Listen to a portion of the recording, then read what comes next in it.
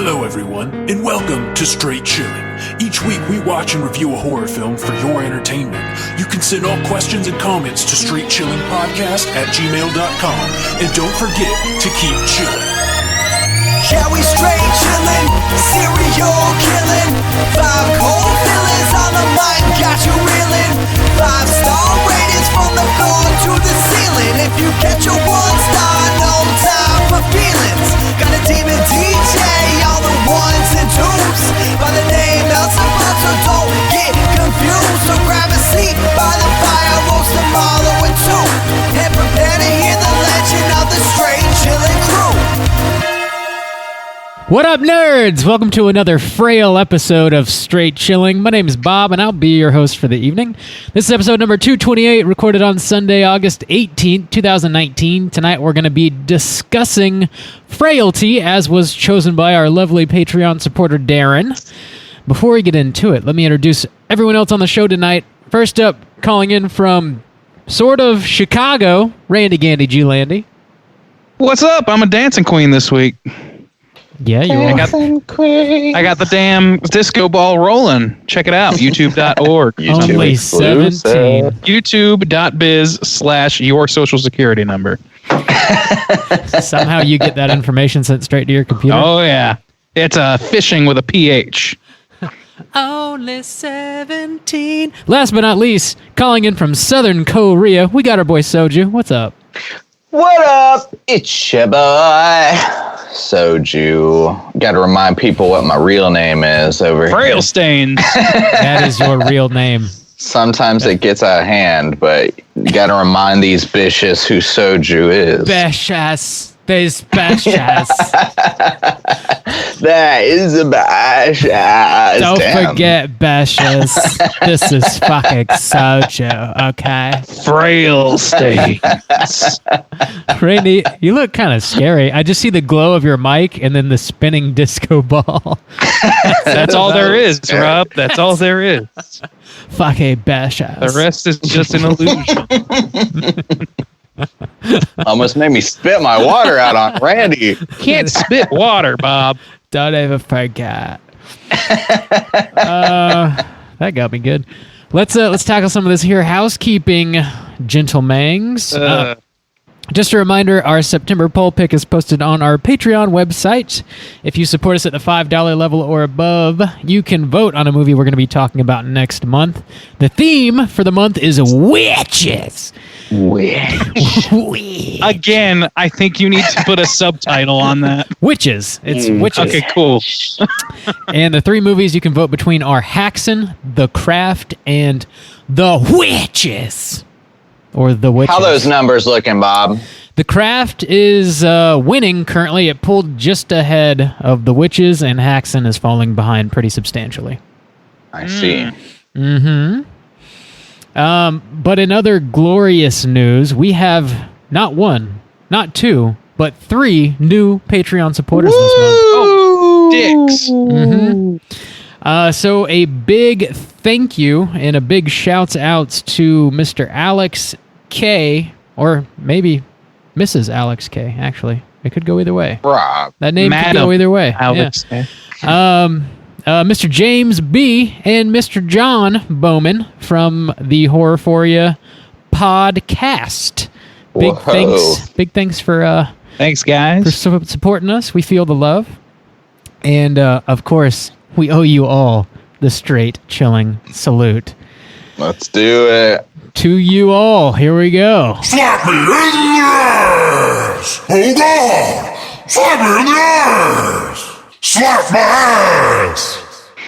Ass is redder than Satan's dick.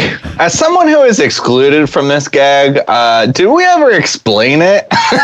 Yes. It explains itself, I'm sure. Like every joke we have, it explains itself. I'm sure it does.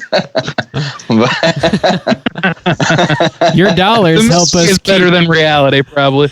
Your dollars help us keep DJ Elzebub's ass nice and red. That's what it means. Okay, there we go. Okay, that's the explanation I'm looking for. There you go. It's thorough. It's a company line, and we will tow it. Yeah. Uh-huh. Justin, do we have any YouTube or Twitch news? We do. I believe we might be down to hopefully one more week, maybe, on Hello Neighbor. So we're playing horror video games on Twitch. If you didn't know, now you know. Check us out on twitch.tv/Straight Chillin' Podcast. I should be playing tomorrow night, 8 p.m. Eastern Time. Watch me play Hello Neighbor live, and if I can wrap that one up this week, maybe next week we can get some Friday the 13th going with the hashtag hard with that squad again. Wrap it up, dude. Let's play some Friday the 13th. That's just fun. Everybody's just waiting. Just wrap it up. champing at that bit. I wish Justin was better at this fucking game so we could play Friday the 13th. I am struggling. This game is tough, but it's the kind of tough that, like, when I figure something out, it feels super rewarding. So I'm like, oh, fuck yeah. But it's like really hard for me for sure. Maybe I just really suck, but it's pretty cool. Like I said, it's like a Disturbia kind of deal where you kind of break it into your neighbor's house, and you got to solve all the puzzles kind of surrounding it. So it's a classic Suspiria. You know, did I say Suspiria? No, you said Disturbia. You said last. No, I'm sorry. You're right. Disturbia. I fucked up. I just remembered from last week you saying Disturbia like 10 times. You're thinking about witches. Who's and on top of that, there is a new Vigigame review up on the YouTube as well. Check us out on youtube.com/Straight Chillin' Podcast. This time for Bendy and the Ink Machine. So if you care to know what I think about Bendy and the Ink Machine, you can check that out on YouTube as well. And you could just look at that my rage quit. That Simpsons GIF or Simpsons meme where Grandpa Simpson's yelling at a cloud. That's really encapsulates the whole review. Shaking his fist furiously. Yes. Dude. Shake it harder, boy. Dude. Fuck that game. Duh. But anyways, no spoilers. Some spoilers. It's spoiled. I think it's spoiled. Yeah. I think that's all housekeeping your boy Soju has. Bash us. Okay, yeah. So we had a table at GAM here in Jacksonville yesterday, which is the Game Arts and Music event that happens here every year. And I just wanted to say a big thanks to everybody that stopped by the table, old friends and new friends. It was a pleasure talking with everybody and shaking some hands. Selling a little bit of merchandise, wheeling and dealing. Whoa, you know. Bob peddling goods over there. Yeah. What are you buying? What are you Stranger. Now, the event was fun as hell. It was packed out the ass, man. They had like a huge dance floor. Got a new venue now, huh? Yeah, it's like 3 times the size of the old venue, like literally. Oh, That seems necessary based on the ones I've been to. Yeah, and even at its current size, it was like packed. There's a ton of people there. Wow. Yeah, the dance floor was popping. They had like a breakdance competition, and that watching people breakdance just makes my brain blast in half. It's so impressive to me. Blasts in half. Damn. It's crazy. And they had a surprise guest appearance by the Quad City DJs. So every year GAM has like a different theme. And this year's theme was Space GAM. And so if you're unfamiliar with Quad City DJs, they did the Space Jam song, like theme song. Oh, really? It's your chance, do your dance at the Space Jam. So anyway, they were there. They had like a live performance or whatever. So that was... Did How they do long the Space did they Jam play song? the Space Jam? Yeah, how many times? It's like a 7-minute song on record. I don't know how long they actually played it. I couldn't tell you. But yeah, it was fucking good time. Lots of cosplay, lots of video games. Good stuff. Good stuff.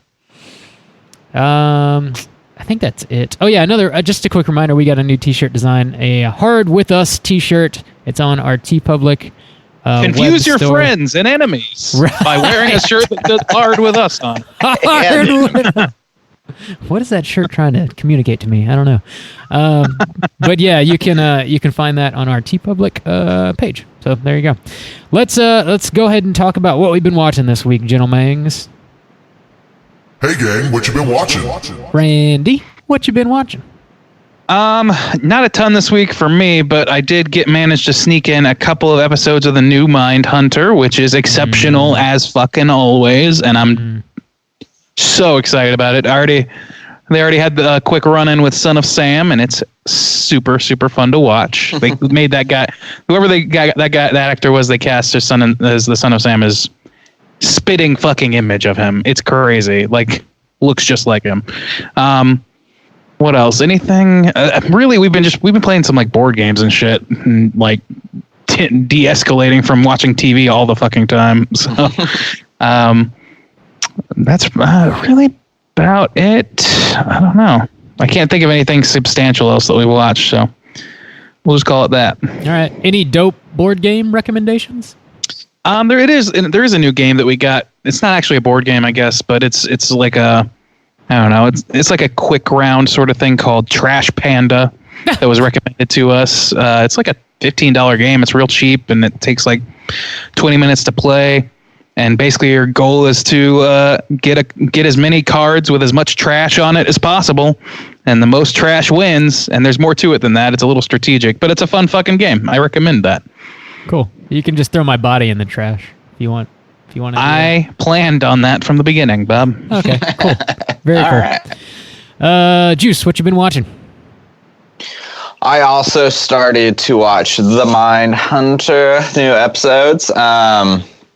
And it reminded me that is what inspired our Cooter Hunter segment. So thank you, Mindhunters. It's true. For inspiring the best segment we have. Hands down. Segment. The best. It's better than the review. It's better than... Yeah.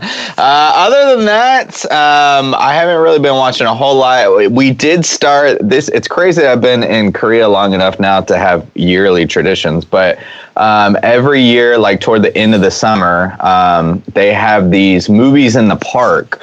So they've we have a nice park close by called Seoul Forest, and they do this big inflatable screen, and they throw a movie up, and you can go out, sit out there for free, and watch a movie, and you have a picnic and eat and whatever. So they just had the first one this past weekend, and it always gets me excited now because now it reminds me like fall is coming. So legit, like the temperatures already started to drop. It's kind of nice at night or whatever. And so I'm just like, oh man, here comes fall or whatever.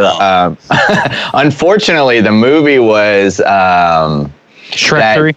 No, Even Shrekker? I wish. It was that new Nutcracker movie that came out like last Christmas, which is kind of nuts too because it's a Christmas movie and it's like August or whatever. So I was like, oh damn, Christmas is kind of around the corner, I guess. But dude, it's just like what I don't understand about movies like that is like, so you're obviously like taking an old property because you feel confident in like its selling appeal, right? It's not an original story, the Nutcracker or whatever, but then you literally change like everything about it. It's like if you're going to rely on its name as a selling point, like why don't you just tell the classic good story that people enjoy? Like that is good enough. What sells. It's just like if you're gonna go through the time to like use the name and kind of the characters, like why make up this new shitty story about it? It's not very good. It's got like this. You ever seen The Hobbit? Desolation of Smaug? And it's just like. At that point I don't understand. It's like why don't you just make a movie about like a robot woman? Like I just like. I don't know. It's kind of like when they made that shitty like Alice in Wonderland or whatever, where like some of the characters that kind of have the names kind of pop up, but the overall story is just general shit. And that's just like, why? Like, why would you even like just make your own shitty movie then, I guess? I don't know. It's the Cheshire Cat, but he's got real sharp teeth and he likes Marilyn Manson. Yeah. It's like, why you gotta do that? I don't know. Somebody fucked up. So I'm excited for fall. Movies in the park. They just picked a poor title, unfortunately. Cool. Very cool. Yeah, I watched like the first 4 episodes of Mindhunter season 2 so far. That show's fucking dope. It is kind of difficult to watch multiple episodes in a row because it's so fucking dark. It's so dark. It is. But it's like it's fascinating. And the acting is just like cool. It's everybody's nailing it. It's just really cool, man. Just a real thumbs up from Rob on the acting. Yeah. It's also like wild, like they're in the 70s and like they don't have cell phones. So like when somebody gets lost in like California, it's not spoiled because it's like at the beginning of the movie, but it's just like you don't know. They're just lost. You don't know where they are. They're gone. They're gone people. Lost. They are gone girls. I also revisited a little movie called Book of Shadows, Blair Witch 2. Oh my god! I'm sure we'll be talking about that in a later segment.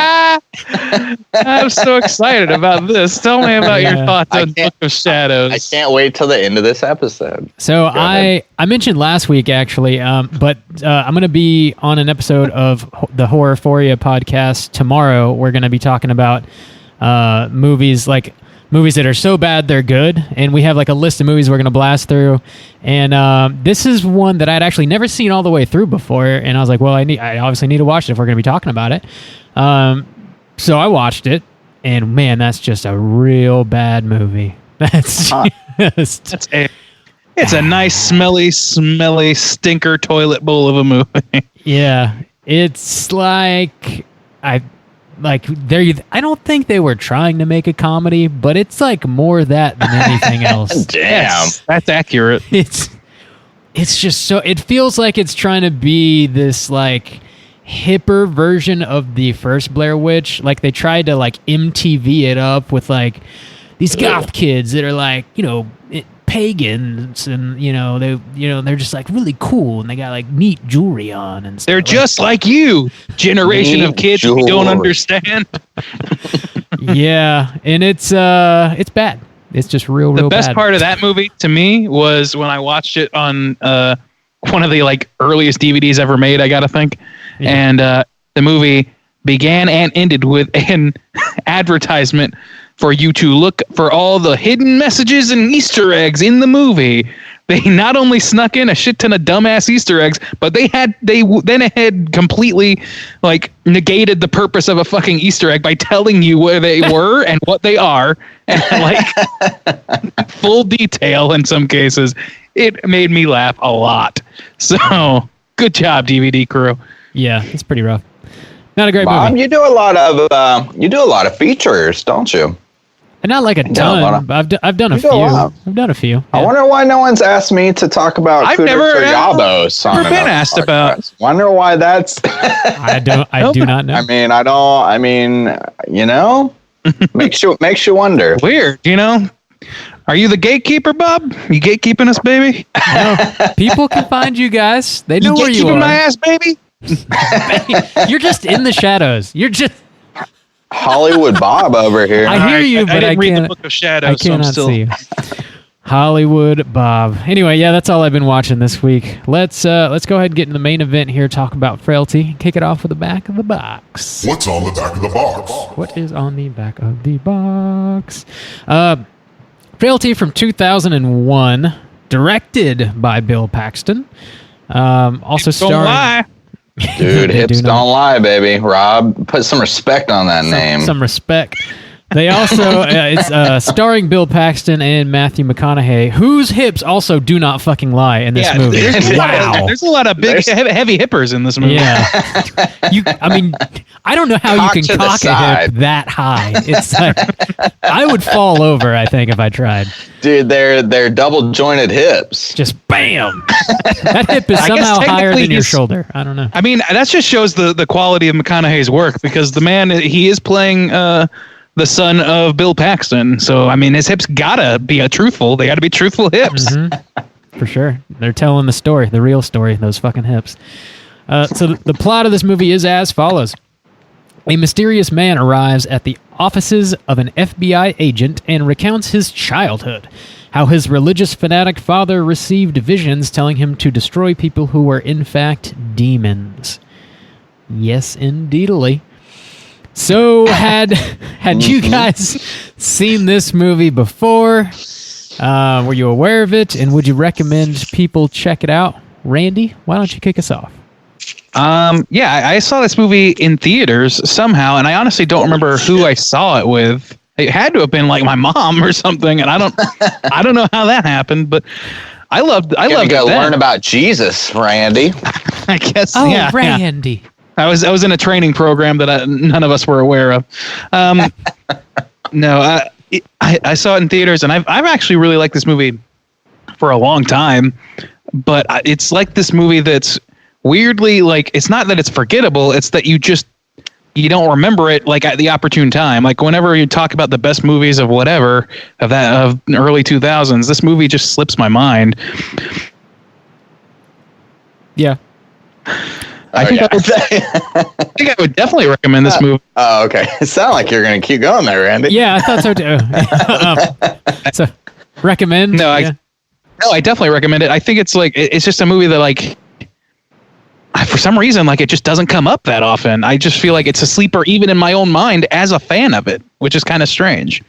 Yeah. I'm not saying it's forgettable, but I just don't remember it. It kind of occupies a weird space for me where it just doesn't, maybe because it just doesn't really fit with other movies of that time to me. Like it just doesn't seem to make sense next to like, Latter Day Screams. Mm-hmm.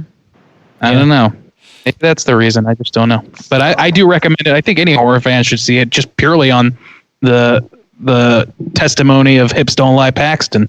Dude, so true. Can't deny the Paxton. You should never deny the Paxton. Juice, what about you? So I'm pretty excited to talk about this movie today because I don't know. I just watched it last night, so it's morning for me. Monday morning. I just watched it last night, and I had never heard of this movie. I was not familiar with this movie in any capacity. Like Randy said, he saw it in theater. Like I don't even remember seeing a poster or like trailer, or, like know anything about this movie, which is kind of surprising. And I watched it, and it's got like a killer like cast and stuff, and that's when like Matthew McConaughey popped up, Bill Paxton. I was like, holy shit! And it's a strange movie, and I'm like very ready and interested to talk about it. And I don't know if I would recommend it. Maybe, probably, I think, but I don't know. Interesting. That's a confused recommendation from your boy Soju. Don't forget it, Bishop. don't you fucking Rail Saints has spoken. Very confused recommendation. Yeah, I seen this movie once before a few years ago, and I didn't recall a large portion of the plot. So rewatching it, I it was kind of like watching it for the first time, honestly. I guess it is like kind of forgettable in a way, but it's not that the movie is like bad or unenjoyable. Like I rather enjoyed watching it the first time, and I enjoyed it the second time. So I definitely recommend checking it out. It's I mean, Bill Paxton and Matthew McConaughey doing their things, and if you like those actors, I feel like most people probably do. It's so interesting that you think like you forgot parts of the plot. That's why I wouldn't say this movie is forgettable, because when I think about the movie Frailty, like even before I saw it again for the first time after years, I remembered all the details of the plot. Like I remembered specifically what happened. What I didn't remember was Matthew McConaughey being in it, because it was before the McConaissance where we all knew his face. Yeah. So things weren't all right yet. So we had to work towards that. And we got there, baby. We sure did. We got all right. It made me want to watch Texas Chainsaw Part 4 again. 80 or whatever. Texas Chainsaw Part Zellweger. Next Generation. That movie is bad. Real bad. So yeah, sounds like we all at least half recommend it, if not fully recommend it. But I'm going to go ahead and drop that spoiler warning, and we'll get into the rest of the movie. Here we go. Spoiler warning. You've been Spoiler warning. Totally. So the boiler's about to blow. Uh-huh. So yeah, Matthew McConaughey is actually like not in this movie a whole heck of a lot, really. He's sort of like at the beginning and the end. I mean, he narrates the whole narrates thing. the whole voice thing. is in it. Yeah, he does. And then he's in a good deal of it. Because it flashes back. I mean, half the movie is in the present with he's him. in at least like a quarter of the movie, like visually, and then he narrates over a lot of it. I mean, maybe like 28.96% of the movie has Bob, him you're in just it. wrong. Rob, So- let's not divert from the we don't fact know that what you're wrong. Oh, okay. Matthew McConaughey is a star in this movie. Okay, He's a star, a bright, shining interstellar star. He's number 2 behind Bill Paxton. He's a shining star. All right, well, It's that or Powers Booth. fuck me. All right. Yes.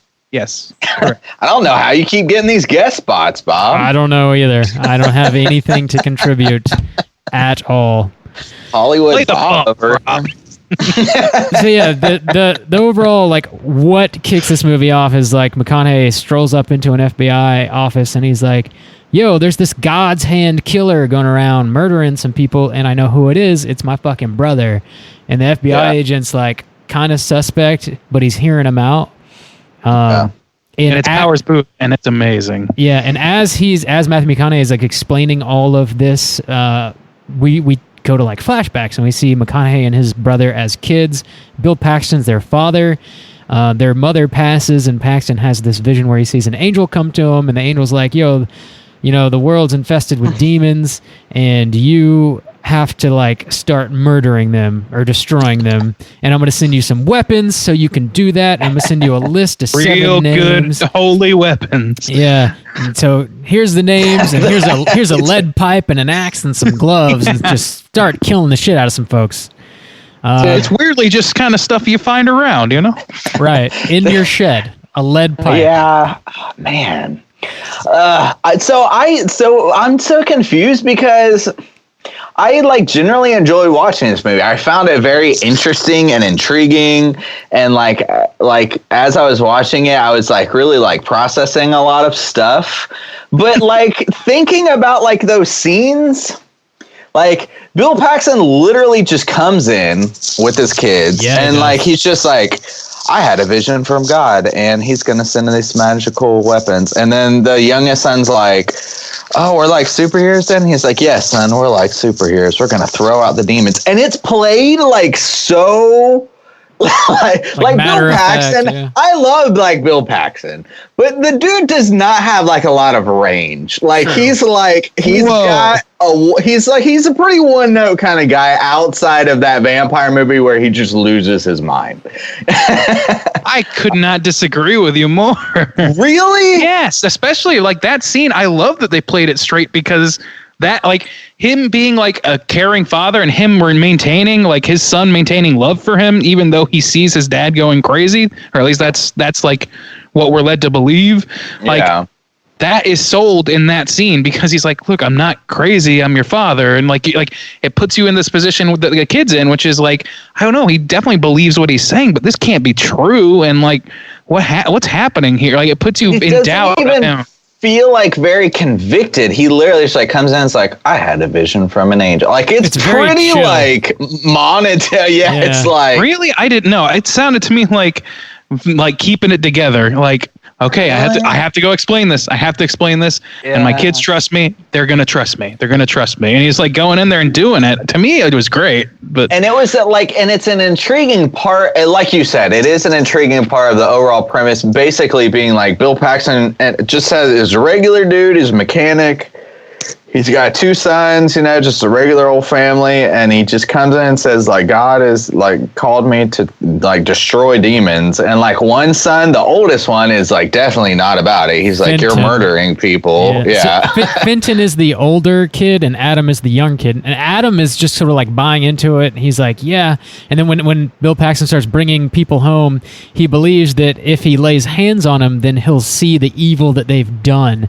And then that's sort of like his confirmation that, yeah, this is definitely a demon and I'm okay to destroy it. Because he doesn't see himself as like being a murderer. He's not killing people. He's, quote, destroying demons. And like from the outset, like immediately as Bill Paxton's like telling his two kids this crazy story, this vision, Fenton, the older one, it's like, Dad, maybe you're not right in the head. Like he says it like outright. He's like, something's kind of weird here, and he doesn't see the demons, whereas younger brother Adam apparently is able to see them when his dad lays hands on him. And that's another thing about this movie, because like they do this kind of build up where he's like, you know, son, like God's gonna send us like these weapons, and what is it? It just ends up being like an axe, a lead pipe, and these like busted ass gloves. I mean, that's what it is. Yeah. And then Bill Paxton, he does this whole thing where he's like, and you'll know because the gloves are magical. So when I take the gloves off and I put my hands on these people, then they reveal themselves as demons. So I was like, okay, what's that gonna look like? So when he does it, it's literally just Bill Paxton making this ridiculous face. And like just kind of shaking his arm around, and you don't like see it, like it's literally just a person there. So it's legit played off like this is insane. Like if you're a kid watching it, and I like that aspect of it because you do relate with the kid where you're like, this is fucking stupid. Obviously, you're killing people, and your dad is just making this ridiculous face and shaking his arm around when he touches these people, and I like that aspect too. It's silly to watch like out of context, completely silly. But it's like, but when you're watching, you're like with that kid, like, oh my God, like especially if it's your first time watching it, which it wasn't for me. I gotta think my first time watching it, I would have been like, well, nothing's happening, so clearly Dad is off his ass. Like has no like. This is clearly like him like brainwashing the younger child who's susceptible to such things. Yeah. And like you're the only person in the room. You're the adult in the room, and your dad is another person in the room. So that's a terrifying thing to me. Yeah, he's trying to like convince her like we need to run away. Like Dad's murdering people, and like his brother won't go. Like no, I see the demons or whatever. And his brother. Yeah, because he even at one point like before they start murdering people, like Bill Paxton just gets these visions and he gets like these people's names and he writes it on a list. So one time like the brother comes in and he's like, Dad, like God sent me a list too, and it's like written in crayon or whatever, and Bill Paxton has like sit his son down and is like, this is your bully at school or whatever. God didn't really send you a vision to kill these people. And it's like, I like how it's played so straight too, because it's just a dad like trying to like correct a son, but it's so like ridiculous. It seems like God didn't give you a vision, son, to murder these people. He only gave me a vision to murder these people. It's just like, so that's what's great about that scene though, is like his reaction to that is so tempered and even keeled and matter of fact that it's like, to me, it does this great job of casting doubt on what we've been seeing. Like at that point, he hasn't actually killed anybody. He hasn't done anything. Like we haven't seen anything to indicate one way or the other what's actually happening, other than we kind of err on the side of reality with Fenton. But his like the fact that he like admonishes his kid like, no, this isn't real. You know, this, you're not talking to God. Like it could be taken both ways. It could be like this is a dad like who had a real vision and is doing some shit that's trying to keep his son in line, or it's a crazy person who will not let other people run his crazy for him. Like, but they also do this weird thing too, where like, okay, so, and I agree, like, why would, like, it's funny to watch when like Bill Paxton, he's just got these bust ass gloves and this axe, and he's like touching people and he's like shaking around and like making a crazy face. But then at the same time, they have this scene where Bill Paxton, he's like a mechanic and he's just working under his car, and they legit make an angel fly to him, where he's like in this monastery in this ridiculous looking like angel, like that was like this, it looked like Beowulf, the movie Beowulf, and he's got like this crazy like red curly hair, and like he's kind of, and like I'm just like, what is this movie doing? Like it feels all over the place like sometimes, because even like, man, I really like how I was like really engrossed in the story. Of course, Matthew McConaughey does like a great job like narrating the whole thing. You're like following it along, and he plays it off like, I'm Fenton, I'm the older brother. So like my younger brother, he's telling this story to make it seem like, my younger brother was raised up from my dad to believe that we're demon hunters. So you've got a serial killer on your hands. I'm telling you, it's my brother, my younger brother, Adam, because he believed everything that my dad told him. So he's recounting the story of how his dad started murdering people because he thought they were demons. Like he also, it's kind of important to say, right as the movie starts, Matthew McConaughey is, as he's telling him that his brother is this serial killer, he also says that he had just murdered his brother, and after he had done that, he went to the hospital and stole the ambulance with his brother's body in it, and he drove it over to the rose garden that was like by the house they grew up in. He didn't say he murdered his brother. He said his brother killed himself. Oh, is that it? He did say his brother killed himself. That's right. Yeah. You're right. So he steals the ambulance of his brother's body and he buries him in the rose garden because that was like a promise that he had made to him when they were kids. Yeah. Right. So they live next to this rose garden, like in their house or whatever. It's like a public park or something. And that's where their dad buries the demon / the people he's murdering when they're done with them. And so that's where it plays out. And it just kind of plays out with this whole thing where this boy, the oldest boy, like, I like it too because the father's like insistence that he's doing God's will is what makes the kid like turn away from God. He's like, there is no God, like right. You're murdering people. So that like juxtaposition is great because it's like he's lost all faith in his dad. He still remains like loyal in a way, like he's always obedient. Like his dad's like, dig this hole, and like the boy digs the hole, and like, but then at one point he finally decides to like turn on his dad, and he tries to tell the sheriff, and of course the sheriff thinks like, oh, like you're full of shit, little boy. Like why are you making up shit about your dad? Because they live like in a small, southern town or whatever. And of course, then the dad just murders the sheriff when he brings him home to and then he blames Fenton for that because like, if you tell somebody, somebody's going to die, which like to our mind, as people watching this as he's a crazy father, no, that means it's basically a threat. Like somebody's going to die if I tell somebody. That sounds like you're fucking threatening me. But if you watch it from the perspective of, I don't know, is he telling the truth? Like, what's going to happen? And it turns out he doesn't kill Fenton because he does. Like, a genuine love exists between his father and his son in this movie. Well, no matter how you slice it, he ends up just axing the cop in the chest or some shit, or in the face or in the head, and and it's like, I don't know. I love like this kid has like no recourse for sanity. Like the whole time you're traveling along with him, watching his father do like terrible things and not seeing anything but a silly face that he's putting on every time he touches them. Like he has no reason to believe anything that's going on, and of course he's gonna like hold his dad accountable for like forcing him to dig a hole. He's like, but he holds on to his pride and he says, I'm not going to pray. You can't make me pray about it. I'm going to dig your hole for you. And it's this weird like pride moment. He like, and then like, I guess we can like just jumping ahead. We wind up knowing that Fenton is a demon or becomes one and is worthy of being executed on God's behalf. He's put on a list and killed on the behalf of God, supposedly, and like killed by Adam. So that's the most and killed by Adam, who, as it turns out, is Surprise. Matthew McConaughey. That's the early 2000s twist of this movie. Whoa. Yeah. The guy Matthew McConaughey comes in saying like, I'm Fenton, my younger brother Adam is the killer, and he's doing it because he grew up with my dad saying like it's okay to murder people because they're demons. Turns out that actually Matthew McConaughey is Adam, and he does murder people that are actually demons. Yeah.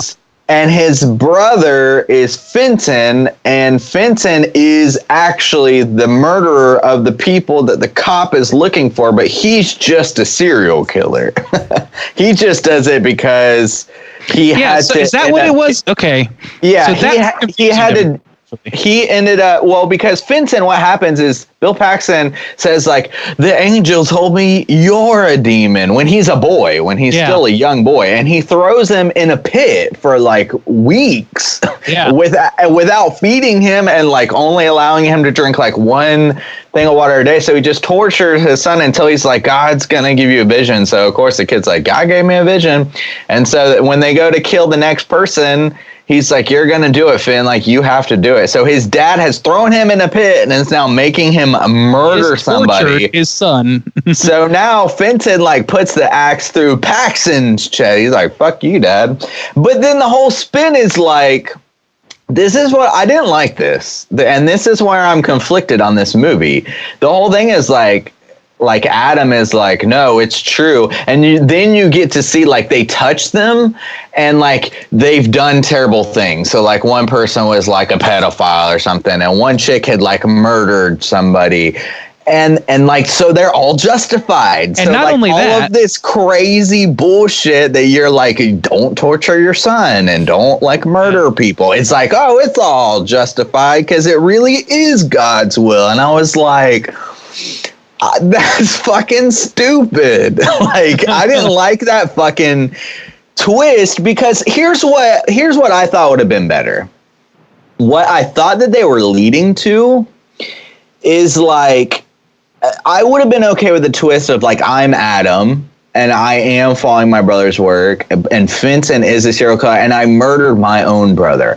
If they had left out the part where Matthew McConaughey actually touches people and like sees like their shit, right, and it just left it as this is a family of murderers who have been, their minds have been warped by their dad, who has murdered people under like the guise of God. And one brother went on to murder people because he was literally forced in a pit, and like now he's fucked up. And then the other, and he's just doing it because he hates God and like he hates what his dad like made him do and shit like that. And the other one is a murderer because he thinks he's doing it for God, and he thinks he's like living up to his father's like will or whatever. Like that would have been great and a huge like mind fuck. Like, oh my God, like how a parent and like religion, and like you said, there's no source of like sanity. Like he tries to tell like another adult they get murdered and your dad's forcing you in a pen. It's like there's literally like no escape from it.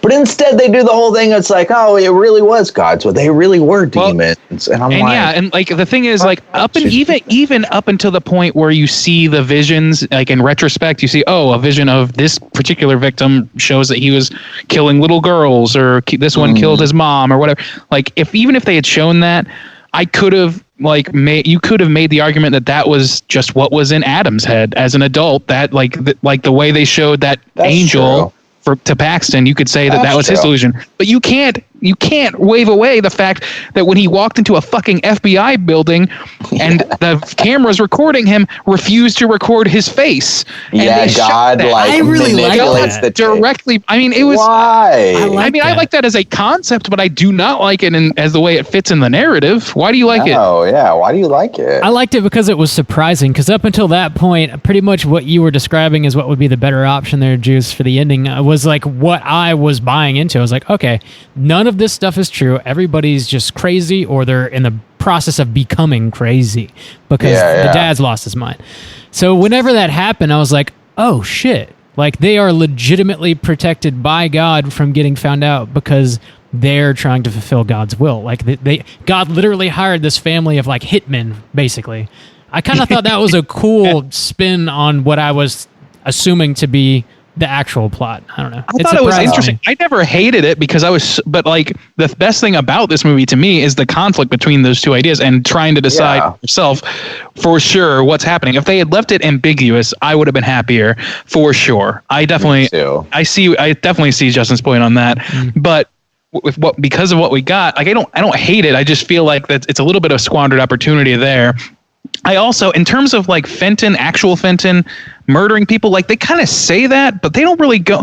That's the part that confuses me about this movie is like we see Fenton is like tortured and stuff, but he's tortured by somebody who's killing people and he knows it's wrong and he does not participate in killing people. And that's like his big crux.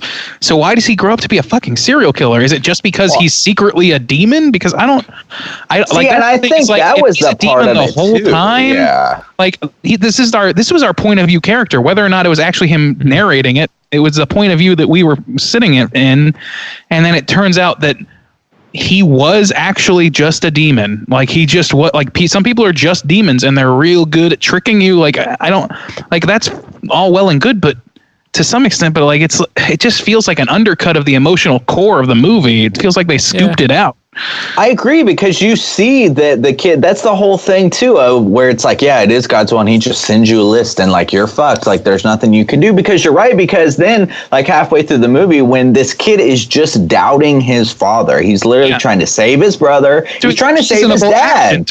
Yeah, he's like being a moral person, and his dad comes in and is like, the angel told me you're a demon. So this whole time, this kid who's just trying to save his brother is being a demon because he's telling his dad not to murder people who are maybe demons. And the whole thing about it is, it's like when the whole reveal too is like Bill Paxton touches people, or like Adam touches people, and they're not demons. They're people who are, I guess, essentially sinning. Yeah, they're horrible things. Again, like, what is a demon? Is a demon actually like? Is it like DJ Elzebub in drag, or is it in drag? Like from the beginning, always sitting there malevolently planning and scheming on how it's going to get one up on people, or are these just people who have faltered and become demons? Because I could see that argument making sense for Fenton, because he was tortured. But the other thing is, like, he's tortured because he doesn't want to kill people. So if he actually had it in him from the beginning to want to kill people, wouldn't he take any excuse he could to stick an axe in somebody? To kill people, and that's the thing too, because obviously maybe you could buy like, oh, he's really a demon and he sees that other demons are getting killed, and that's a bad reaction in him. But that he does the same shit when the sheriff gets killed, and the dad's like, that was a human being, and Fenton still is like, what the fuck? You're killing a human being. Like, he's not about it. So it's not. And Paxton does. He kills a citizen. He kills a moral person, theoretically, or at least not a demon. So he is a murderer. Outright. So like the lines are very blurred up until the end, where they clearly start trying to crystallize it. And I think if they had just thrown out that crystallization and left it up to the imagination, and just said, like Justin said, like, let you believe that they're all crazy, or let you believe that it's like an angels versus demons situation if you want, which is harder to believe based on how they presented everything. But like, I think that's more interesting, and like that conflict is so much the center of this movie for me. It's that, and it's young Fenton's reaction to shit. Yeah, it just cheapens it to me. It just cheapens it to be like, no, Fenton was a demon. Like you said, that's the person whose morality, that's like our compass. Like, that's who we're with. It's like, nope, he was just a demon the whole time. It's like, it makes so much more impact to see this person who fights the whole time to do what's good, but then is tortured by their dad and is forced, literally, like, to kill their dad. And that is their turning point for then maybe becoming a serial killer later in life. It's like, that's a much more interesting story than, nope, he was a demon. See, and that's like he was just a demon. The real like the what? The actual structure of this movie, I think, are real, like the bits and pieces, the nuts and bolts of it. They don't always hold together, but I really like the ending structure. You know what I mean? Like, I love like the bell curve climax. I love how it all just like, it's so fun to watch, and like it is. The acting is so watch, capable, and like it makes it for a really like. I think Paxton nails it, to be honest. Like, I think he's got plenty of range. Like, like, I mean, he's like, listen, like, think about what Bill Paxton. I'm not saying I don't enjoy. I enjoyed Bill Paxton in this movie, but I mean, you got range isn't a word I would use. Yeah, dude's not a character actor. I mean, the dude is like Bill Paxton, like a little ramped up, a little ramped down. He's both a character actor and a leading man. So at points, usually a character actor, but like, he's fucking Coconut Pete in Club Dread. He's fucking what's his name from Near Dark? Forgot about that. Yeah, that's incredible. He's in fucking Tombstone. He's fucking. This guy's in. Dude, so Apollo 13 and Alien. Think about that. Aliens, he plays the Game Over Man guy. In Apollo 13, he plays a real fucking astronaut.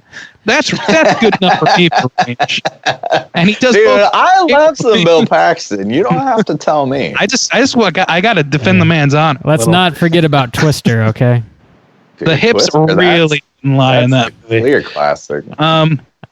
But yeah, so like I think that Justin and I are in agreement that like this is, and Rob maybe to some extent, like it just doesn't.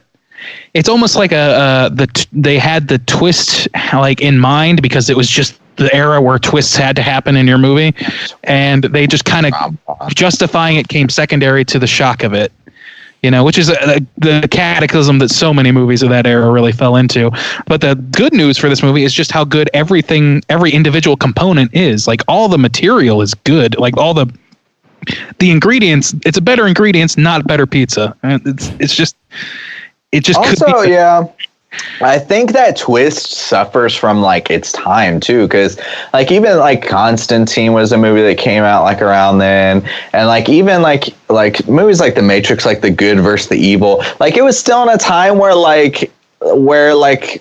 religion like still wanted to come out on top, I guess, where it went like that's what it feels weird to me now at like 2019, like nope, it was God's will. It was right, like, it does, they were demon. It's just like it feels all these people, including your brother. That justification feels just as crazy as like the dad saying we're gonna hunt demons. Like the logic of it is like it's not. It doesn't make any sense.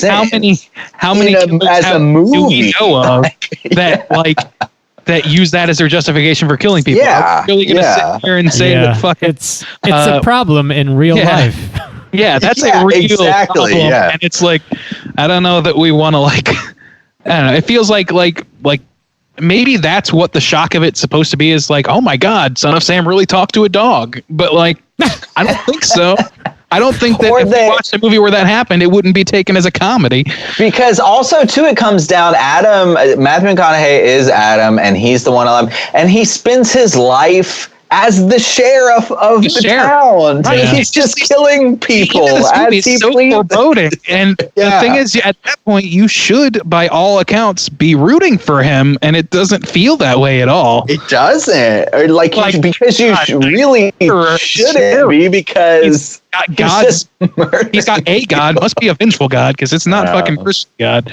It's like, I don't know, man. Weird. Yeah, it's that twist. It's weird. And I just think it's a little underbaked in terms of what the end result of everything is. But the process of getting there is so great. And I agree. Yeah, I enjoyed watching the actor that played Fenton. I thought he fucking nailed it. That kid did a great fucking job. Even like the Adam kid, like he wasn't called to do as much, but like he was convincing as like the naive younger brother. Like I mean, I think everybody did a good job. And then there was the one kid who said, "I'd sure like to see her tits," about Daisy Duke. I love that kid. Did you guys, when you were watching this, something about like the cinematography or like the way the movie was colored, or it felt like it had sort of a made for TV feel to it. It felt older to me than it was. Like I was like, oh, this is 2001, but it felt like it was like a 92 movie or something. Like just like kind of the look of it. It felt kind of cheap. Yeah, it did feel like the whole movie felt that way, but definitely like the flashback not the flashbacks, the when you're watching the demon, like when you're seeing people's sins at the end, and it's just weird, like low frame rate, like sepia tone, and Powers in way too much makeup with crazy sideburns and a leisure suit.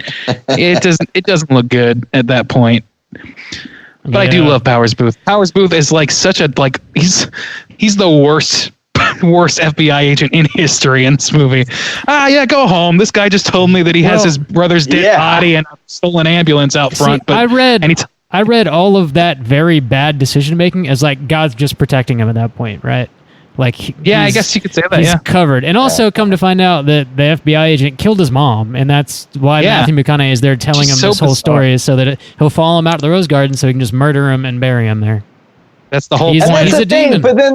But that's the whole thing too. Is like Matthew McConaughey like doesn't even have to do anything. Like that's the whole thing. It's like, hey, God's gonna protect me no matter what I do. I'm gonna walk in this FBI thing. Oh, God's gonna scramble the television. Oh, like I'm gonna let everybody see my face. Oh, I'll never be able to remember you it. just have to believe. Oh my God. That's it. Bob. Ye of little faith, Soju. Your Besha's better now for God. Going back to Bob Fenton for over a second. here. Going back to Fenton for a second, because we talked about like it doesn't make sense for him to be a killer. But like, here's the thing: Adam is a killer, and he's been getting lists all these years to kill people. And when they find his, when they like go to Fenton's house or whatever, and they raid it, and they find Powers Booth's FBI badge in the basement, and they apparently find bodies down there. Was that really Fenton's doing, or was that those Adam's victims that he's pinning on his brother now that he managed? No, Adams. He specifically says, "I bury all my people in the rose garden." Right. I know, but he's also lying most of the time. Like, and I guess you could take that as if they had left it a little more ambiguous, you could probably maybe spin it that way, and you still maybe could. You could force it. But I don't think it really plays that well. They didn't. Yeah. That to me is why I was confused, because to me it's like almost a block for me. I just can't see that kid Fenton becoming a person who goes around and just kills people indiscriminately because he was tortured into killing people for being he demons. had tattoos, Randy. Okay, he was drinking alcohol when we saw him. Yeah, okay? so and He's a real piece of shit. That was the thing. It's so ridiculous. Because then Adam finally gets his brother's name on the list. The whole twist is then he has permission to kill him. He shows up at his house, and at this point, apparently, I guess he's a serial killer. And it's just the way he's presented. He's got a tattoo on his arm. He's in a wife beater. Tattoo of Jesus Christ. He's drinking directly from the bottle of Jim Beam, and his brother is justified in shooting him in the back of the head. And you're it's just why would God wait so long? Did he? Oh yeah. Why would God wait so long before he put his brother's name on a list? If you know he's a demon when he's a kid, the Lord works in mysterious ways. Let him kill all these people and then be like, all right, I guess you can kill him now. It's fine. The Lord files things in a mysterious way. He has never misfiled anything in his life. The angel already told Bill Paxton that he was a demon. Yeah. So he's been a demon for 20 years. He didn't write it down, though. He didn't write it on the list. The hand of the Lord did not write the name. On his fucking 99-cent notebook. Yeah. I don't know, man. That whole thing, to me, I read it as, okay, well, there's no way that Fenton actually became a serial killer. This is just Adam. Dude, guys, just say, fuck, dude. Fenton? Who's that? Work on your penmanship there. Lord. At least give me a nice, hardback or something, a little journal, leather give bound. Give me a moleskin at least. I don't know, man. Don't get cheap block, I mean, come on. I tied 10%. Come on. At least you can do is give me a moleskin. Some new gloves. Damn, this ain't no pay to prosper, God. This is Otis the axe wielding God. It was so funny too, and he was like, "We have our final weapon from God," and it's just this lead pipe. It landed. What is this, Clue? Yeah, I was like, okay, so no candlestick. These are our 3 weapons, and it's these busted ass gloves. Did you notice the lead axe? pipe? The axe said Otis on it. I don't know if that's supposed to be a name or is that an axe brand? I don't know. Axe. Oh, I can answer that question. Oh, we got some trivia. Nice. We can. You want to do it now, or you want to do it during trivia? Yeah, go ahead and mention it now because you said you had a lot of trivia, anyways. I have a good amount of trivia. So. First and foremost, from a filmmaking perspective, that Otis was written on there so that you could visibly tell that Matthew McConaughey was holding the same axe and that it was passed down. And it wasn't just an axe, but that he was carrying on the Lord's work, et cetera, et cetera. So Paxton said he wanted the axe to have its own personality and be unique. He found the name in Pasadena when he was there scouting for locations to film. Paxton met a homeless man and offered to give him some money. The homeless man did not want charity. So Paxton instead offered to buy the use of the man's name for his movie. The homeless man's name was Otis. So he just wanted a way to visibly break that down. And there are people I've read that read into it as being an acronym for Only the Innocent Survive and all sorts of stuff. But this is coming from Bill Paxton's mouth himself as the director of this movie. So I got to trust that he just wanted some sort of visible signifier. And it's not a brand or anything. It's just something. Yeah, I mean, he could have just tied red tape at the edge of it or something, but that's what he chose to do. That's a really cool story, actually. Bill Paxton is a dope guy. It sounds like. Even that scene where he finds the axe, where it's like God spoke to him, and it's like this beam of light, and it's just like the axe. He's got to pick up the gloves. Him explaining the gloves was like really funny to me. Like, I don't know what these are for. It's like, now I know what the gloves are for. You know, when I take them off, and it's like, why do you gotta wait? Why do you gotta wait? Till you get them home. Why are you gonna beat somebody in the head with a lead pipe, tie them up, carry them to your house wearing these fucking gloves, and then touch them to see that they're redeemed? What if you touch them and you were like, oh shit, they're not a bucket. Let me carry them back. They're in your fucking basement. They seen your kids. Wait a minute. Are you Powers S booth? Damn it. No. Powers Damn Q your booth. penmanship, Lord. Nope. If you would have bought me the moleskin. Type it out next time. The shit's illegible. But Get a secretary. I'd do anything to see her teeth. I love that kid. That fat kid is like, did you watch the Hazard last night? And I love that he says that line, but he doesn't just say it like, you know, he doesn't just like deliver the line. He does it like he's like getting away with something, which is very kid-like. He's like, I'd do anything to see her tits. Watch that scene again. It is fucking hilarious. I just want you to talk like that for the remainder of every show we do. I'd do anything to show you my tits. Oh, Randy. We're getting into something here. Really coming Holla on and there. Scream just $3.99 a minute. It's the fact that he says the word tits like it has two E's in it. It's great. Tits. It's got two E's. Says her like it's spelled HURR. I do anything to see her tits. That fucking kid is a hero.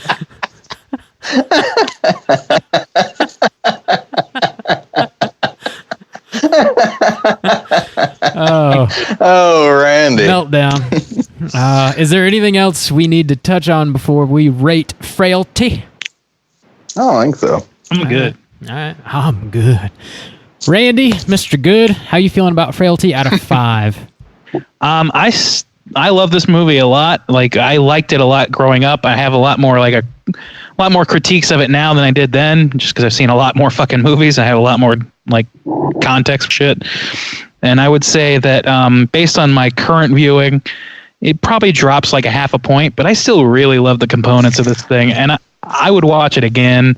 I think that it's fucking amazing. I think is this Bill Paxton's first directorial debut, or you're the trivia man, right? Let me look that up real quick. But yeah, so. I think he did a great job. Like, maybe it does look a little dated, but like I don't know. To me, the whole like drama of Fenton is what makes this movie fucking great. And I like it. I want more people to know of it, and I want it to be looked at a little bit more often.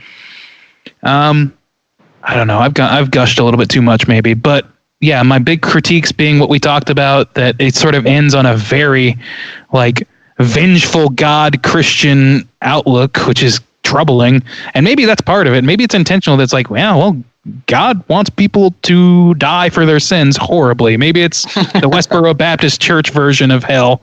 And like, I don't know. But to me, it just reads as like, oh my God, like is this supposed to make me feel better? What's happening? So that falls short for me.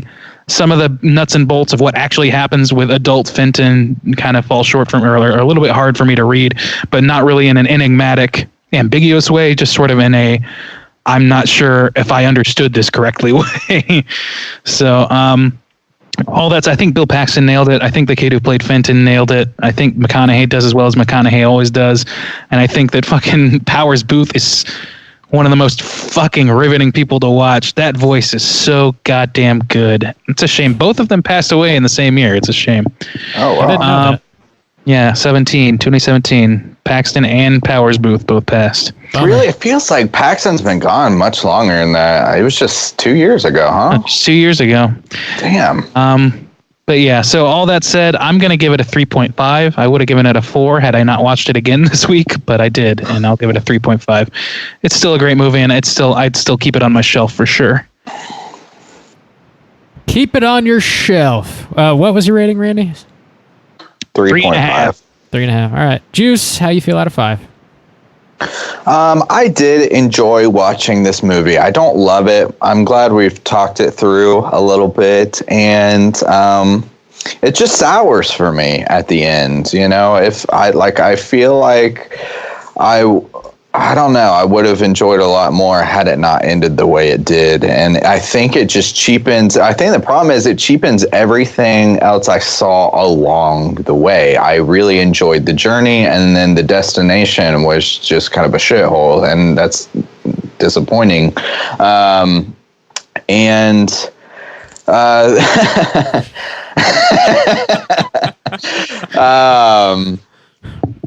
Damn it, Randy. Randy's distracting everybody. I just derailed Juice so good.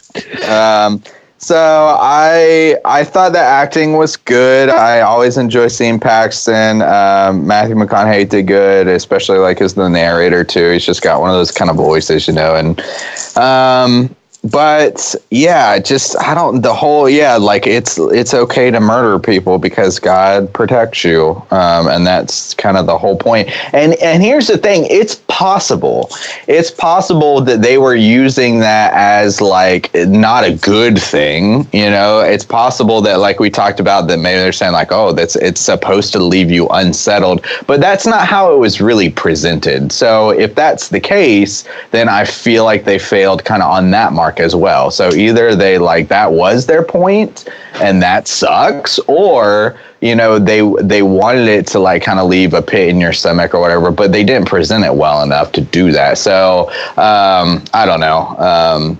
I think I'm gonna end it at a 2.5 stars. Cool. I think I fall kind of somewhere in between you guys. I think I'm going to give it a 3, maybe? Yeah, I think I'm going to give it a 3. I mean, it could have been a 2.75. I'm no math magician, but... You know...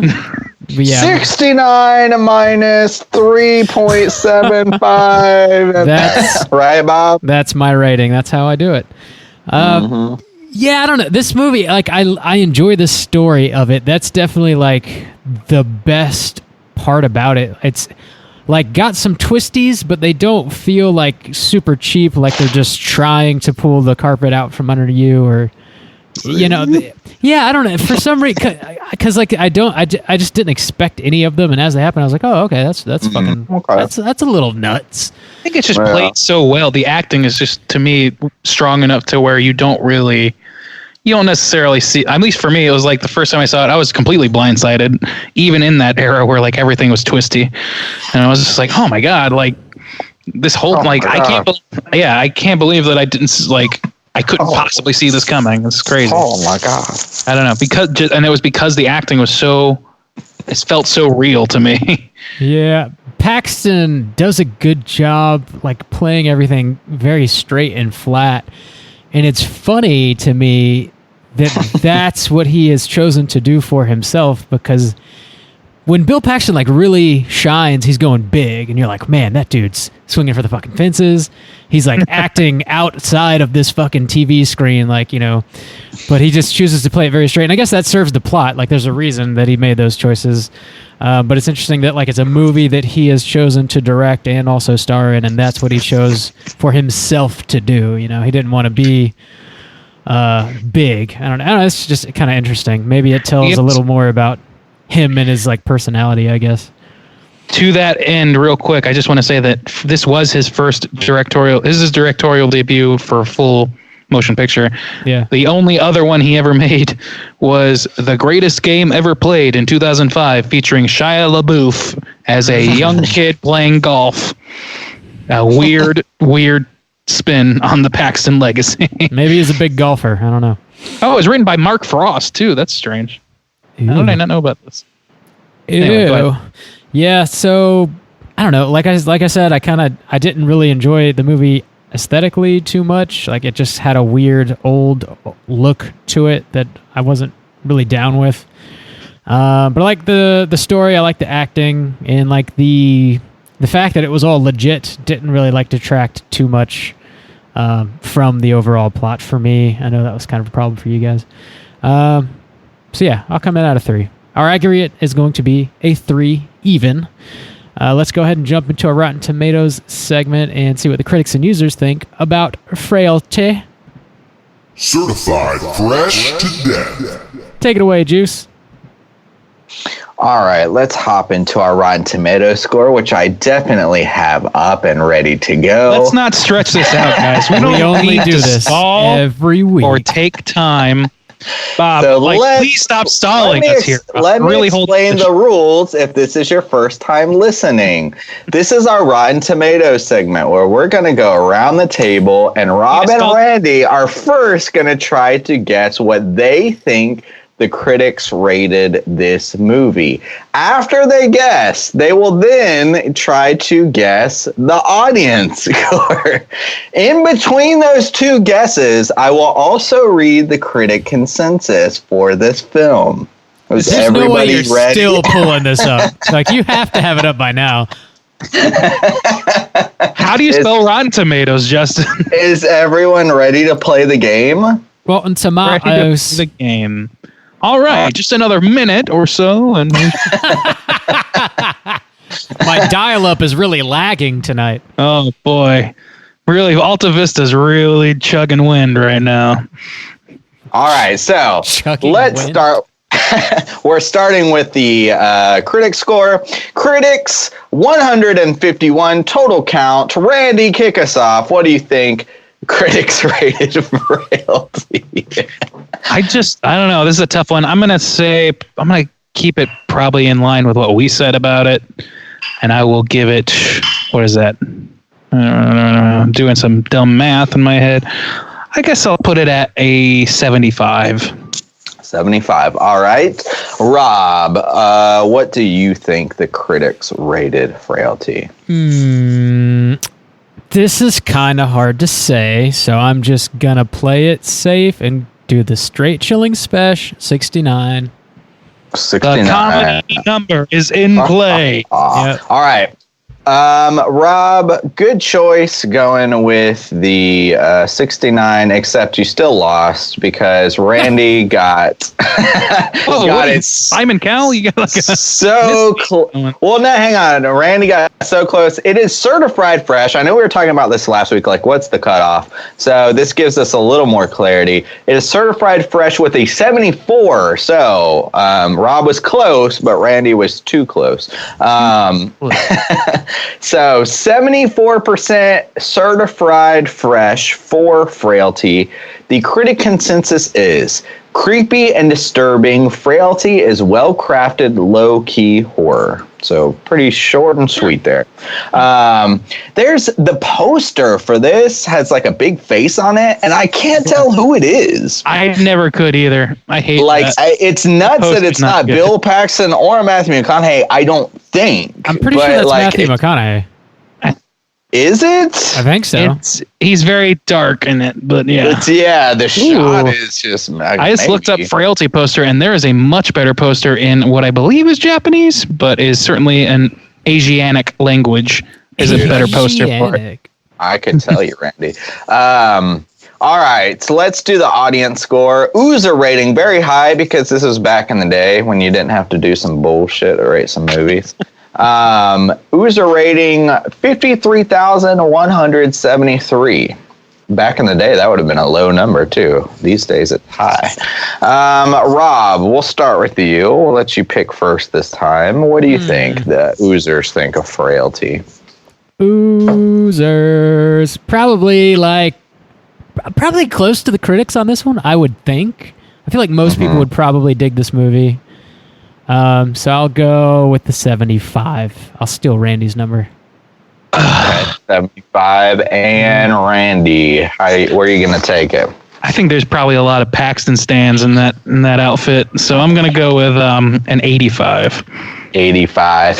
Rob got it with the 75 this time. It's an audience score of 78, so close to the critics, just slightly higher, 78. So overall, this is a well thought of movie. People are enjoying this. I was just trying to look at some top critics of a positive and negative nature.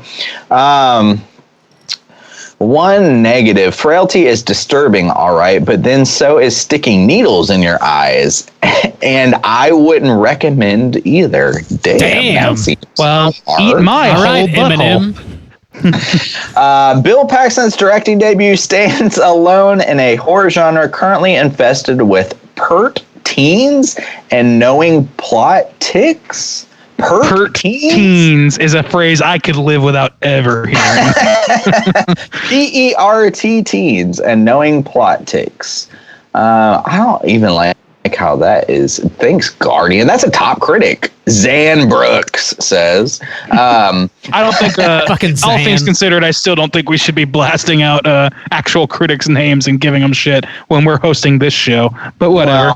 We're not professionals, Randy. We've never claimed to be. If people quoted what I said, then yeah, it'd probably look pretty fucking dumb too. All right, fair enough. You bitches. So that was our Rotten Rotten Tomatoes segment that we had ready prepared. I'm just I'm sitting here looking at these posters and I'm thinking about what you said, Justin, like your better version that you gave. And even the name of this movie and some of these posters work so much better for what you're describing. There's this one other poster that's literally just the axe in a bit of wood with a spotlight on it, and the tagline says, "Sins of the father are now those of the sons." And I think that works so much better for what you described, and also just the name Frailty. Maybe it's just me, but my mind immediately jumps to the phrase "frailty of the mind," which is. Yeah. If this is a movie about people who are insane, which, I mean, either way it is to some degree, or you think it is for a majority of it. I mean, that works so much better if the whole family has frail minds that have been frayed by each other.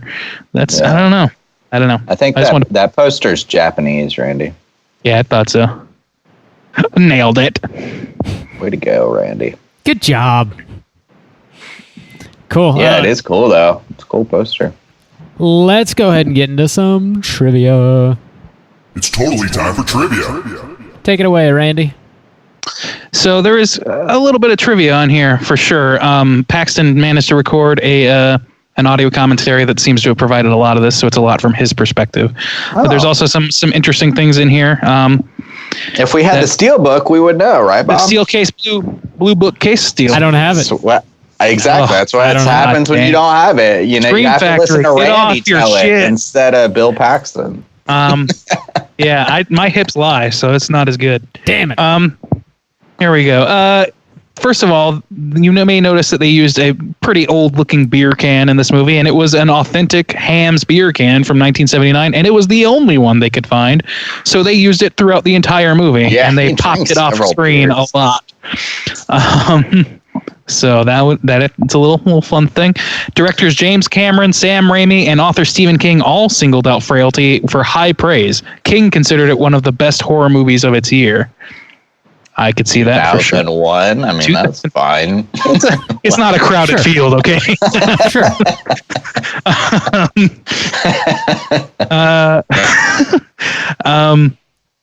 So this is speaking to the title of the film also.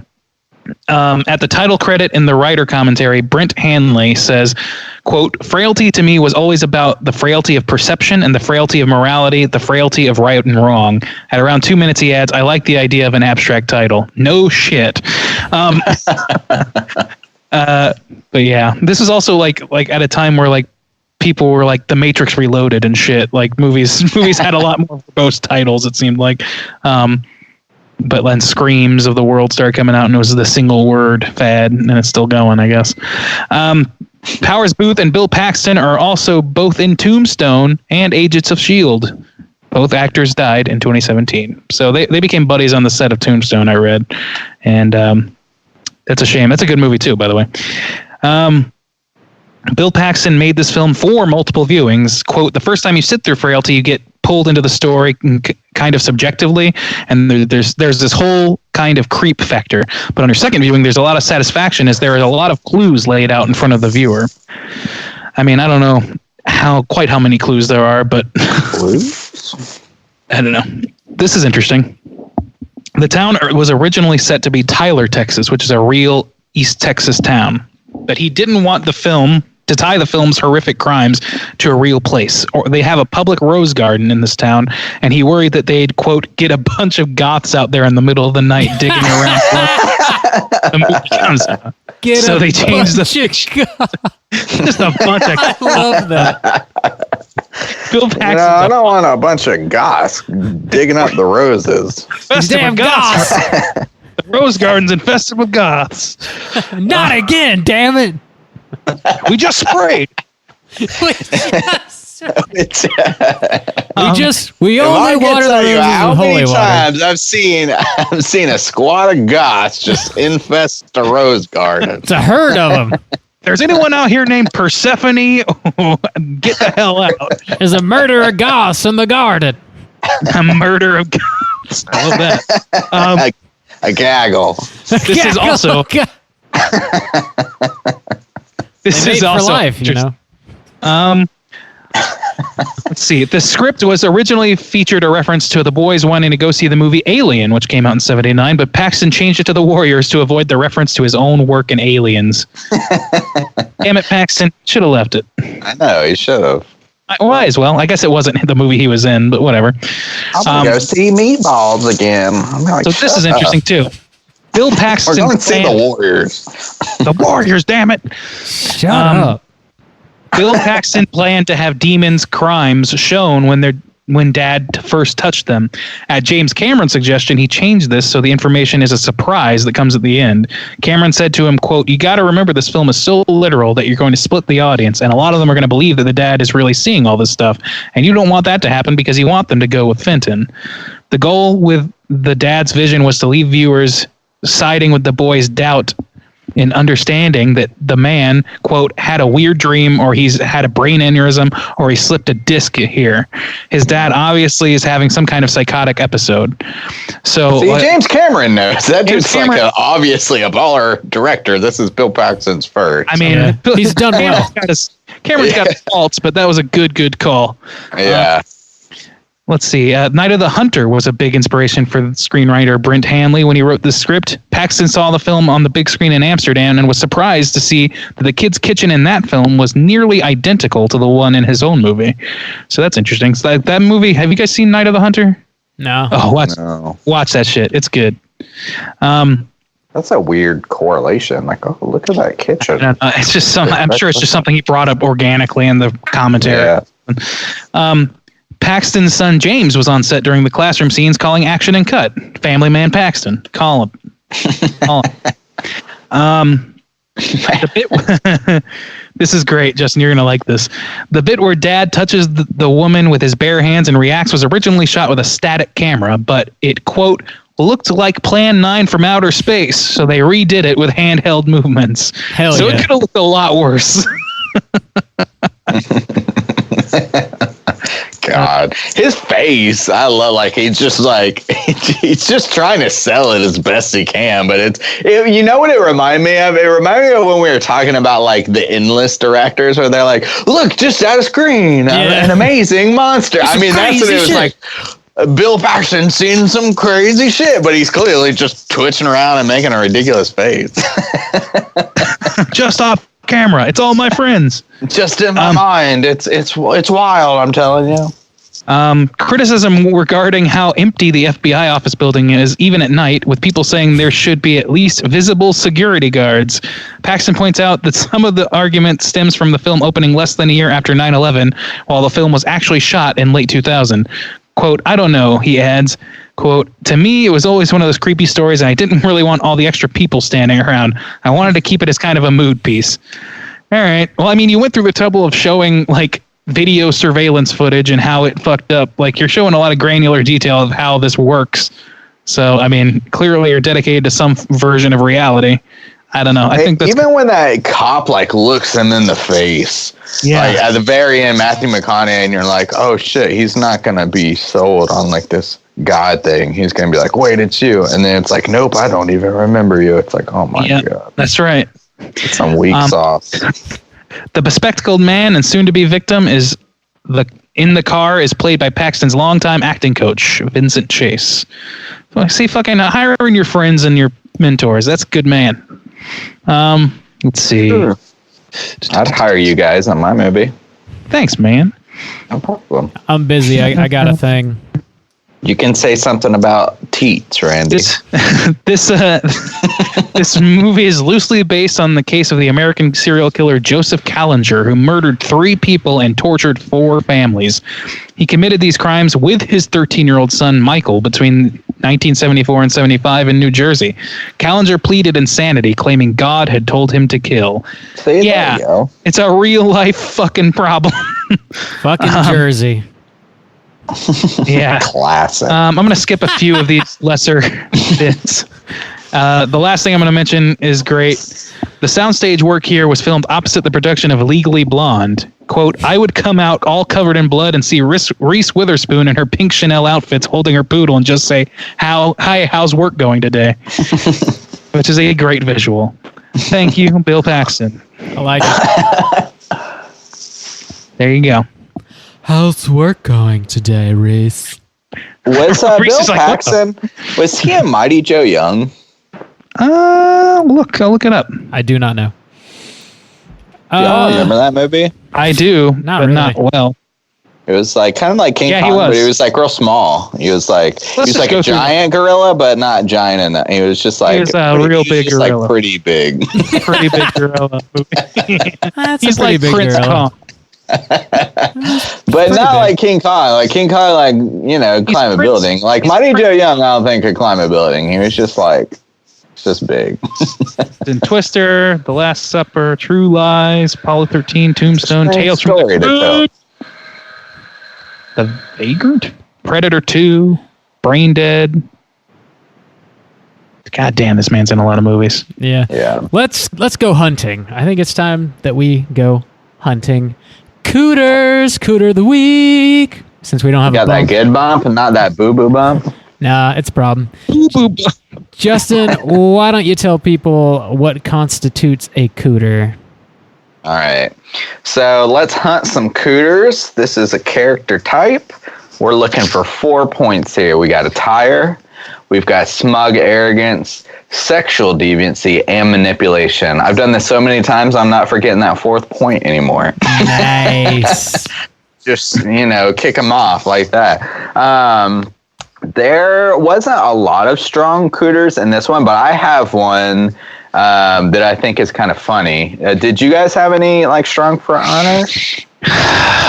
Not particular. I mean, I guess some of the victims, but it's kind of tough because you don't get to know them that well. They're just kind of kind of murdered. Do you guys know who I might be talking about? I'm trying to think of who it might be. That got me. Is it a good little chuckle? I like her tits. It's not I like her tits. It's not a 12-year-old boy who likes to look at tits. Damn it. Yeah, I guess that's kind of a shooting fish in a barrel. God, if that was a cooter, good Lord. The one that kind of caught my eye in this movie, so there's no real strong cooters, but something that was kind of funny to me was the last potential victim. Where instead, I guess he does end up being a victim. So it's after Finn gets thrown in the pit, he comes out, he's like, oh, God, talk to me. And it's the one that Fenton's supposed to kill. So they go and they get this guy and they knock on his door and they ask him for a tire iron or whatever.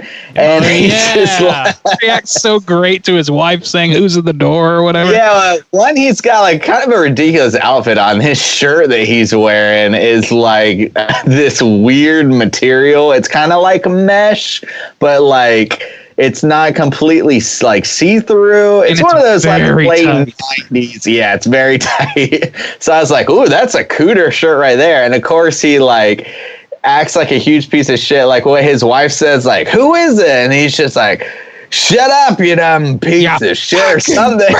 He like Fucking he mad. And then he does the lean over and he's like, women, am I right? Or something.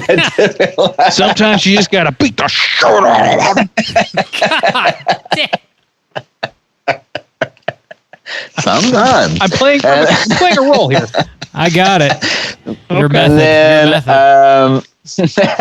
and then so he had a bit of like some smug arrogance. He was kind of treating them like shit. Like, what the fuck do you want? And so, like tire iron and like I don't know. So just What's a with little the gloves, asshole? Yeah. just a little bit, just a little blip on the Cooter radar in this movie, where otherwise I don't think there was a Cooter. Rob's loose. You got it, Bob? Andy, I Randy's can't. trolling. Yeah, Randy's trolling again. I can't. I'm deal.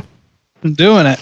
Let me I'm see doing her it. teeth. Oh, So yeah. I don't know. That's probably the That's best option, Yeah. I guess, considering that everybody. Well, I would say he's. I guess like Adam or Fenton, like the real Fenton, actually ends up being a serial killer, I guess. So, but that's Yeah, but all we we don't- know about him. Yeah, we don't like know anything about him really. So Yeah. yeah, Like, serial killers have a pathos, and we have no idea what Fenton's would be. that's true. Yeah. Hard to say. Cooter light movie for sure. Cooter light. You Cooter know. light, 95 calories. Okay. Let's go ahead and get into a little bit of horror news. Extra. Read all about it. We're reading all about it today here at Straight Chilling. So yeah, we got a few news stories out this week. The first one I want to mention is glorious news. So The Haunting of Hill House is coming to Blu-ray, which is kind of a rarity for any Netflix property. Thank God. There's only a handful that they put out on physical media there. But The Haunting of Hill House is coming out, and there's going to be an extended director's cut by Mike Flanagan, which is interesting because as far as I understand, the way Netflix kind of rolls is like what's on there, it's pretty much what the director wanted to make. Like they don't really say, Yeah.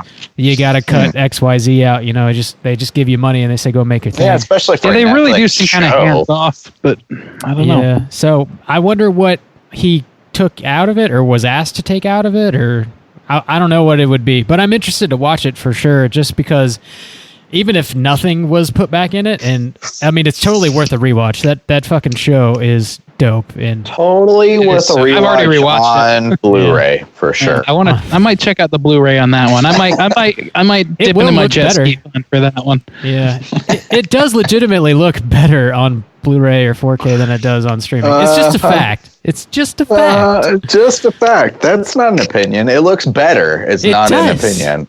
No, like it just factually just does better. look better. Better or worse are not opinion words. Those are facts. No. Like the resolution is not up for debate. It looks better. Oh, really? So the resolution is Oh, higher, okay. Bob. That doesn't mean it looks better. Oh my Rob. god! Some people like grain in their movie, Bob. Okay. Maybe it looks more clear is appropriate, Grain Bob. head. Better. I like grain too, but not in something that's brand new. Of course, that was We've really been whipping shot Rob on hard this video. episode. Oh god. Anyway, so that's coming out. We don't have a definitive release date yet. Hopefully, it comes out like September, October, or something. That'd be super cool. Hopefully. Just time for That would Halloween. make sense. The new season is coming out sometime in 2020. If I had to guess, it'd probably be like next October, but who knows? They might do a random like July release, spooky time in July. Yeah. We're going to go into this, or maybe I forgot and we already did, but I'm just going to go ahead and say they announced that the second season is Haunting at Bly Manor. Yeah, we talked about it a while ago, but yeah, go ahead. Yeah. Okay, and it's based on Turn of the Screw. I just wanted to bring that up. Yeah. Because I don't know if maybe I wasn't on that episode or something, or I just forgot. But yeah, I like that they're still going to literary sources. I was a little bit concerned that they would try to start something of their own, which wouldn't be the worst thing in the world, but it's a little bit like it's a little bit not in the spirit of the original to me. Yeah. Even though the original, like they're not sticking so hard to even Hill House. Like they really kind of like deviated from that story substantially. So, but they're just keeping the characters and things like that. I think that's a nice way to keep it same but different. You know what I mean? Yeah.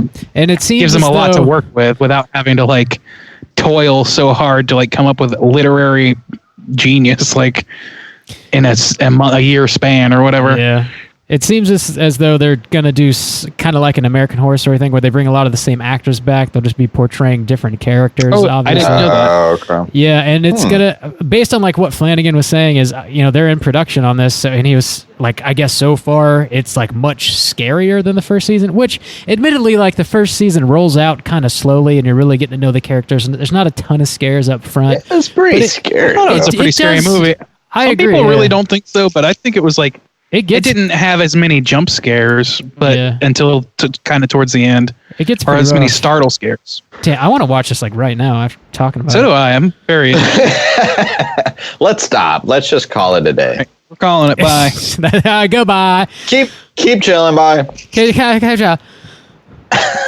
So we got a couple trailers I want to talk about here. So we got a movie called Candy Corn that's coming out this September.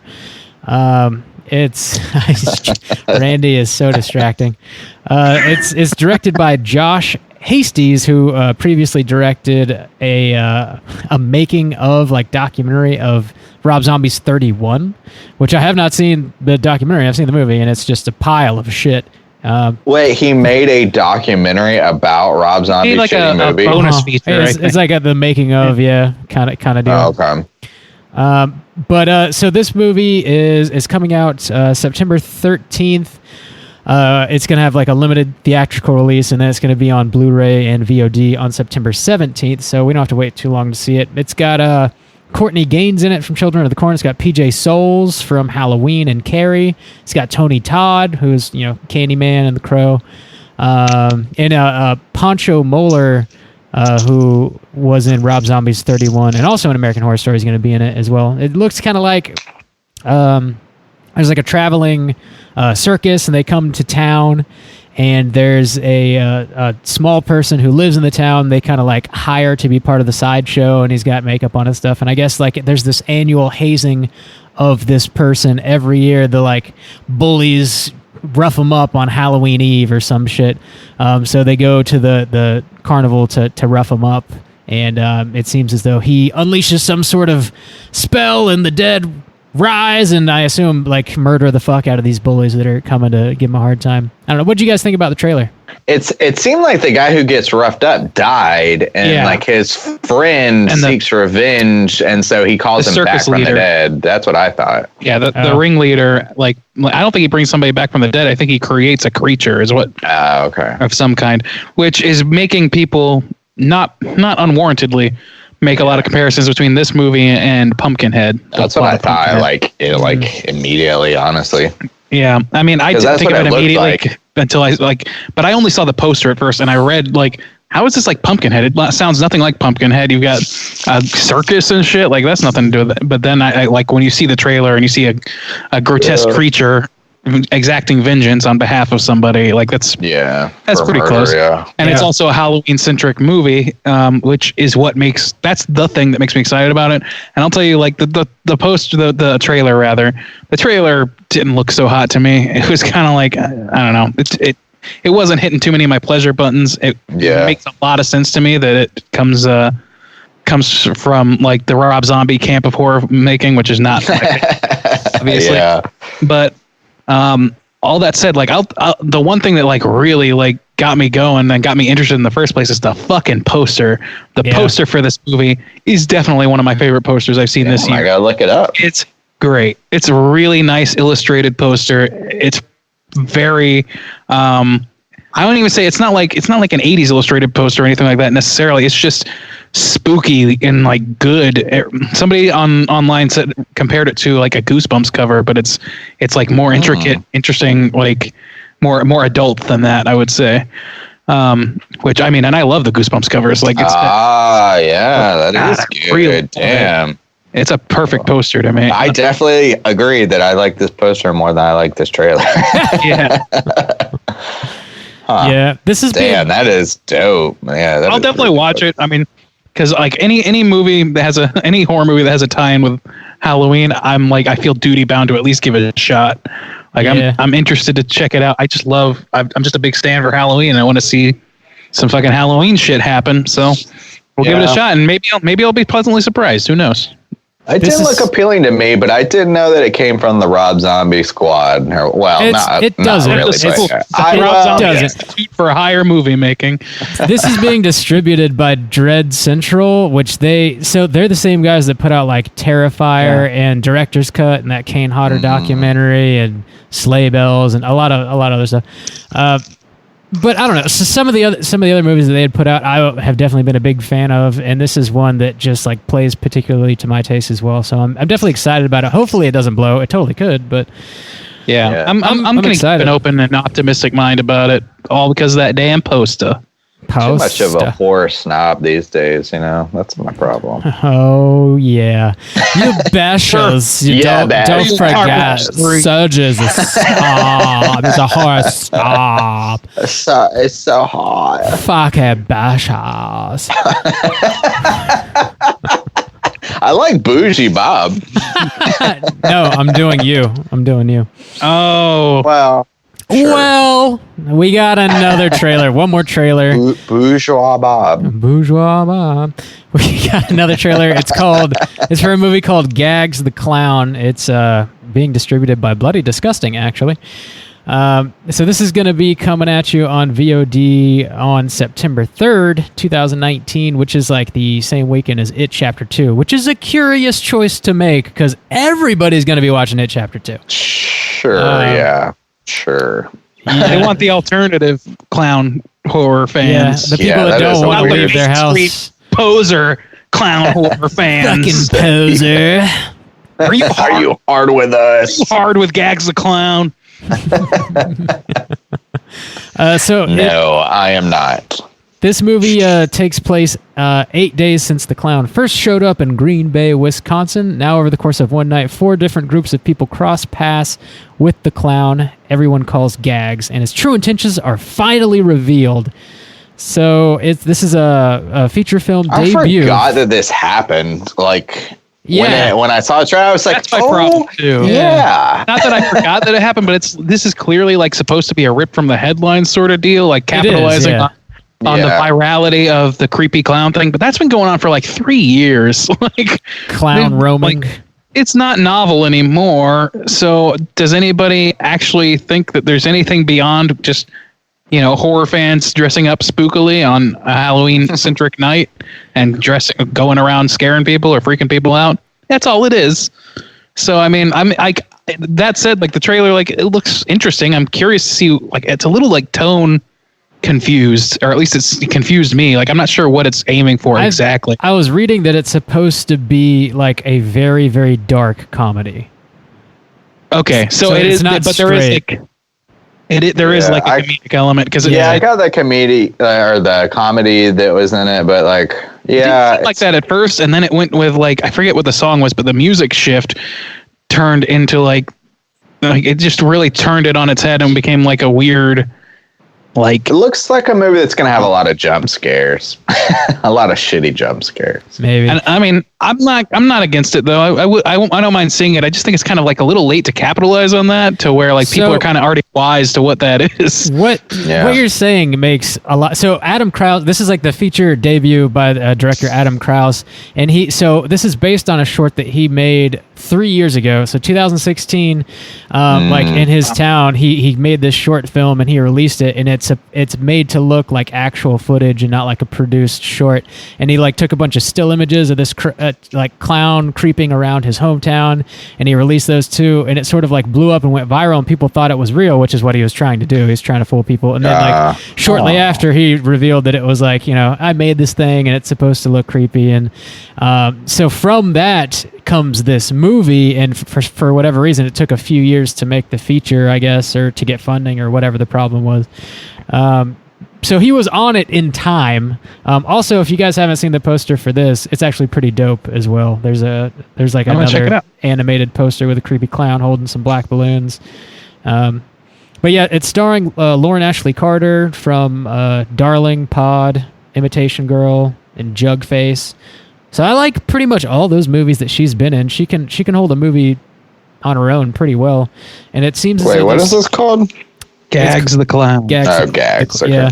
It seems as though it might be kind of maybe an anthology, but one of those anthologies where like all the stories sort of cross over one another, sort of like Trick or Treat or something like that. Yeah, I could see that because there were a lot of like different clown faces in this just trailer alone that weren't like this one clown, and leads me to believe that like, and it looked like people that were like injured to become clown. Like I don't know. It seems like there's a lot of different like mythos happening here. Yeah, and it's I don't also like this like poster as much as the last one. I agree, but it's still a cool illustration. I do like the illustration.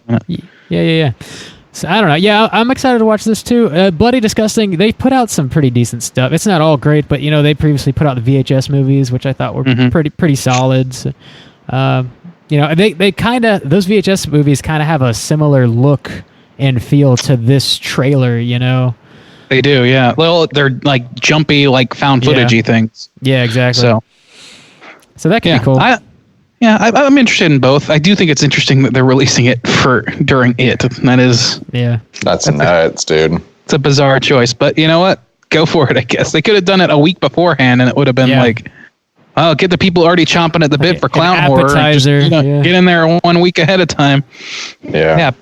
Yeah, because I mean, if you're going up against fucking like Bill Hader in the sequel to one of the most profitable horror movies made ever, like, not to mention everybody else in the movie. I just love Bill Hader. I don't know. This is the first name that comes to mind when I think about it. I know. Me too. I don't know. That's a lot to compete with. Bold move, but still, I'll probably watch both, and we'll see. Yeah. We shall see. We shall see. But yeah, that's all I got for horror news. We don't have any voicemails this week, but if you're listening and you would like to call and leave us a voicemail for our Hotline Scream segment, you can contact us at 904-638-3231 and leave us a voicemail. We'll feature that on next week's show. So I guess there's only one thing left to do. One thing left to do. It's time for an intervention. Intervene in my life, please. Yep. Let's intervene in Bob's life. Let's get way down in the hole. Way down in the hole. Let's talk about Bob's ever-growing physical media collection. We talking steelbooks. We talking holographics. We talking region-free. We talking 4Ks. Right, Bob? We know what's going on now. You're right? using proper terminology, at least. Good job. So last time we spoke, Rob, it was the 12th, and you had purchased 12. I'm just going to say DVDs because it's a mix. It's a grab bag. It's not really. I mean, it's mostly Blu-rays and the occasional DVD. All right, you had purchased 12 mostly Blu-rays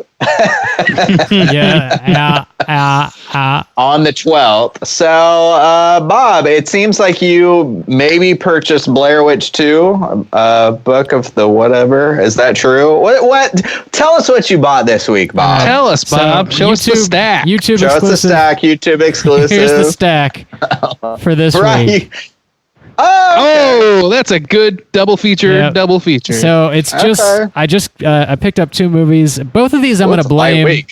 Yeah, I'm going to blame both of these on Horror For You because I was not going to buy anything this week and be good, and then I was like, well, I got to know stuff about these movies because we're going to be talking about them, and I haven't seen them in quite a while. So I picked up the Scream Factory double feature of Troll and Troll 2 because we're going to be talking about Troll 2.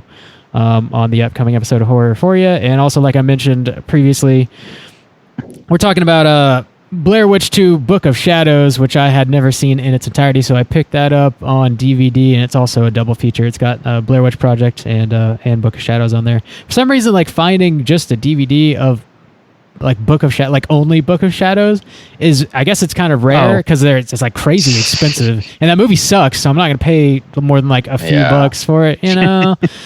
So, I know. So you can find this double feature, which oddly enough did not play in my Xbox One. I had to bust out the like old school player to play it. It just wouldn't. I don't know why.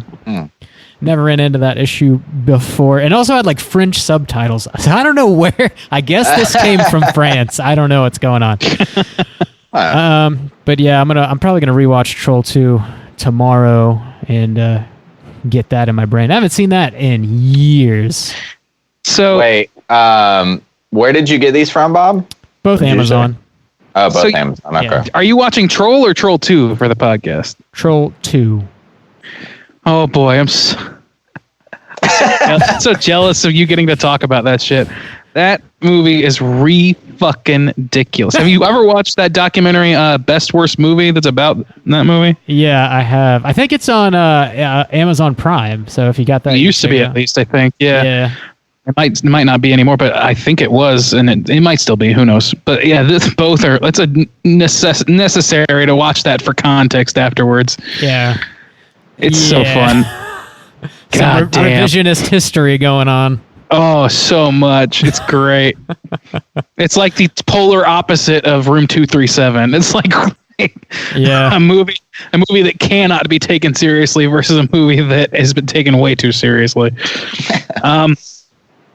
Yes. So I want to point this out real quick that we had somebody weigh in on the vinegar hole situation here. Our buddy Matt on Facebook sent us a message saying that he thinks that all of Bob's John Carpenter DVDs should count towards the vinegar stroke jet ski, because even if some of them are not horror movies, Bob is buying them because he is a horror fan and he's being loyal to his horror director. See, I It's thought, true. And that's when he mentioned Dune, and we were like, oh, we're not going to count Dune. I almost like included it because of that like similar reason. I was like, yeah, but he bought it because he specifically said, I'm on a Carpenter kick. Well, that's not Carpenter. That's David Lynch. Oh, Lynch. That's what same kind of brand. He's like, I'm going through all the Lynch movies. That's what it was. I'm going through all the Lynch movies. Like, and then the next week, you're like, I'm on a Carpenter kick. Right. Like, well, I mean, if you got a Carpenter movie, it's probably 9 times out of 10, 90% of that motivation comes from your love of John Carpenter, the horror director. Yeah. Am I wrong? well, I mean, yeah, because up until this point, the only movies I had seen of his are the horror movies. Well, with the exception of like Big Trouble in Little China and like Escape from New York, Which is also horror centric. And Escape from New York, maybe not. Maybe it's more actiony, but yeah. And I was going, same thing with like Lynch. That was the same. You're like, oh, I'm going through like all the Lynch, and we count him Mulholland Drive. You guys could just do whatever the fuck you want. I gotta say, I thought Matt and I were tight, man, but he did me pretty fucking dirty here. He's just telling the truth. Somebody's got to hold you accountable for your jet ski losses, Bob. Who was it? Michael, I think, was defending you a little bit, but I think that's because you're both shared like addicts. Yeah. You guys are enablers of each other. Yeah. We talk about each other's stacks. You let him do what he wants. He doesn't need a jet ski. He just needs more region-free 4K steelbook. Right, Bob? Yeah, that's what I need. Where am I going to park a jet ski?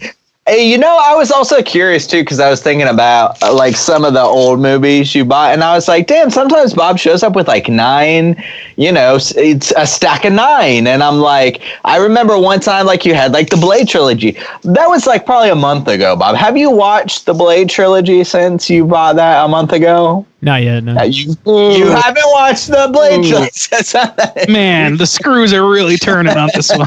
So sometimes you like show up with like 9 like blues. I'm like, when is he gonna watch those? Because sometimes they're like triple features. And you see the bottom coming up of the new year coming up at you already. Bob. Also, too, Bob, have you watched the 50 Cent Wicker Man that you got? Actually, yeah, I did. Oh, you did? Okay. It's pretty Have you boring. Since well spent. I saw it in the you had theaters. never seen that before? I saw it like with my family in the theaters when it first came out, and I only remember like the stuff you see on memes and whatnot. Yeah. It takes so long to get to that stuff. Like most of that movie is pretty nothing. Yeah, like, that's why it's not a forgettable. cult classic, because there are some bombastic Nick Cage scenes, but it's nowhere near the density of to save it. scenes Yeah. that it needs to have to save it. Like it's not Vampire's Kiss. No, it's not. It ain't. You know what? I don't remember the specifics about that movie, but I know I don't want to get into spoilers. Why didn't they just do whatever they did in the beginning? Like, why do they have to wait so long? Why don't they just grab him, snatch him up, put him in a cage? I mean, your anti-spoiler stance is kind of undercut by everything I just said. But whatever. Just snatch him up, I don't know. And saying more seems like a problem. You can't cage. But that bear costume, though. I mean, did you guys see? I sent this on the Slack. They have there is basically a sleeping bag that makes you look like a brown bear, and it literally zips up at the mouth, so you look like. That sounds dangerous. Look like somebody's got to shoot your ass. Well, I mean, it's for people who are glamping and shit. They ain't getting shot for nothing. They're in their backyards or whatever. If that, I think for furry ink. It's almost a furry costume. It just doesn't have the requisite cock hole, I think. You just got to cut it out yourself. You just got to hem that thing yourself. So it's just like when you're making your own crotchless panties, No shade to our furry bros. You guys go get it. I make my own crotchless panties all the fucking time. I got it down packed. I buy a discount at Costco and then just use it. I've got a template that I just lay out now. Perfect size and everything. It's just really lets my boys breathe. Damn, Bob. I didn't know that for you. Well, yeah, what good is a crotchless panty if you're not going to wear them yourself? It gets hot in Florida, okay? What do you want from me? That took a turn. Doesn't it always? Yeah, it does. It does. That's pretty much it for us here this week at Straight Chilling. Oh, wait, Bob, you're currently at 14 DVDs for the month of August. So we haven't hit July numbers yet. You got a week and a half, 11 days, almost 2 weeks. You got 11 days to beat that record of 19. You think you're going to hit it? I don't know. Hopefully not, because I don't want to hear your shit. You got anything on the radar? Yeah, I got one thing pre-ordered, so I'll have at least one next week. Talking Frogtown.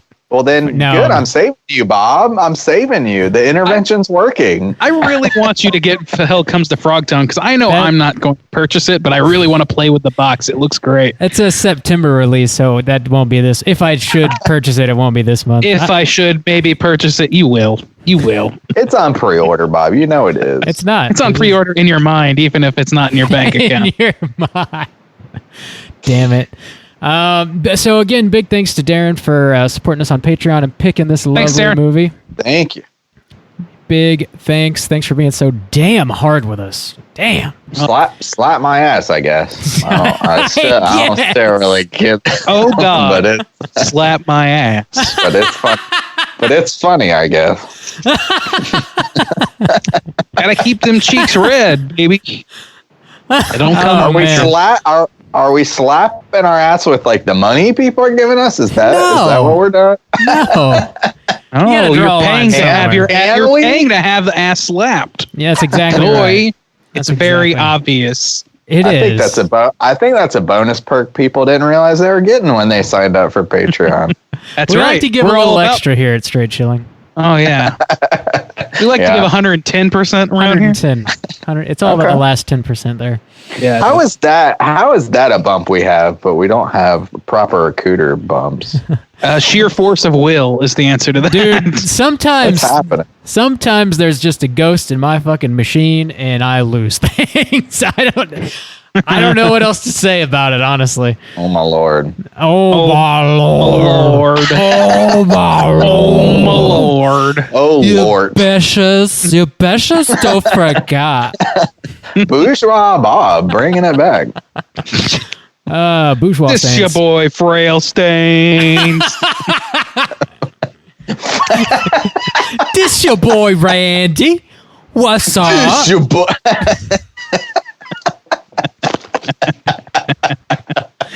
There are Jesus. Friendship. We are friends. That's as good of a capper as anything, I guess. We are friends. So that's going to do it for us here this week at Straight Chilling. We're going to be back next week. We're talking about the winner of the August poll pick, which was Army of Darkness. Let's go. Let's do it. Slam your eyeballs into that and be ready for next week. Until then, you can rate, review, and subscribe to us on iTunes. You can follow us on Twitter at STR8_chilling. We are on Instagram at Straight Chilling Podcast. You can send us an email through our website, straightchillingpodcast.com. We also have a Slack channel going. If you want to join that, just let us know on any one of those social media platforms, and I'll send you a link so you can join in on the daily convos in the Slack channel. Watch Justin play video games. Help him beat this stupid game so we can play Friday the 13th. Where can they watch you play video games, Justin? Twitch.tv/Straight Chilling Podcast. Hells yeah. I think that's about everything we got. So until next week, as always, all you mother truckers, please keep chilling. Tits.